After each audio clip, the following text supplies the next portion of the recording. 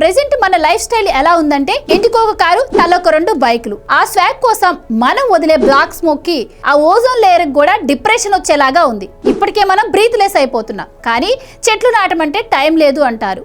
పైగా ఉన్న చెట్లను కూడా నరికేసి అర్బనైజేషన్ అంటారు. దీనికోసమే సైంటిస్టులు ఒక క్రేజీ సొల్యూషన్ తో ముందుకొచ్చారు. అదే లిక్విడ్ ట్రీస్. దీనిని సెర్బియాలోని బెల్గ్రేడ్ సైంటిస్టులు కనిపెట్టారు. దీని అసలు పేరు లిక్విడ్ ట్రీ. ఇది ఒక ఫోటో బయోరియాక్టర్. దీనిలో 600 లీటర్ల నీరు, అందులో మైక్రో ఆల్గే అనే సూక్ష్మ నాచు ఉంటుంది.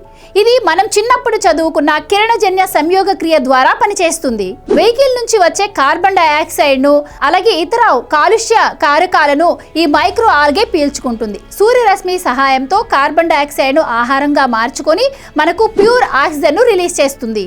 చూడడానికి ఇది చిన్న ట్యాంక్ లాగా ఉన్నా కూడా 10 ఏళ్ల వయసున్న 2 పెద్ద చెట్లు, లేదు అంటే 200 చదరపు కిలోమీటర్లలో ఉన్నటువంటి గడ్డి ఎంత ఆక్సిజన్ అయితే రిలీజ్ చేస్తుందో ఇది అంతే ఆక్సిజన్ ని రిలీజ్ చేస్తుంది. అది కూడా చాలా తక్కువ స్థలంలో. ఇది కేవలం ఆక్సిజన్ రిలీజ్ చేయడమే కాదు, సిటీస్ లో మల్టీపర్పస్ బెంచ్ లాగా వాడుకోవచ్చు. దీనిపైన ఉండే సోలార్ ప్యానెల్స్ ద్వారా కరెంటు కూడా ఉత్పత్తి అవుతుంది. అలాగే దీంతో ఛార్జింగ్ కూడా పెట్టుకోవచ్చు. బస్ స్టాప్స్ లో అయితే దీన్ని కూర్చోవడానికి బెంచ్ లాగా, పైన నీడలాగా వాడుకోవచ్చు. నైట్ పూట ఇది ఒక స్ట్రీట్ లైట్ లాగా కూడా పనిచేస్తుంది.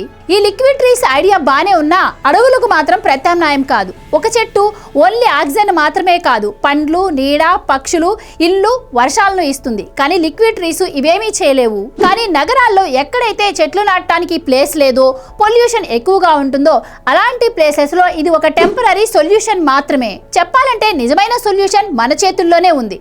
వాహనాల వాడకాన్ని తగ్గించి ఉన్న చెట్లను నరికేయకుండా కొత్త చెట్లను నాటడం అలవాటు చేసుకోవాలి. లేదంటే ఫ్యూచర్ లో మనందరం కూడా ఈ నీటి డబ్బాల చుట్టూనే బతకాల్సి వస్తుంది. దీనిపై మీరేమంటారు?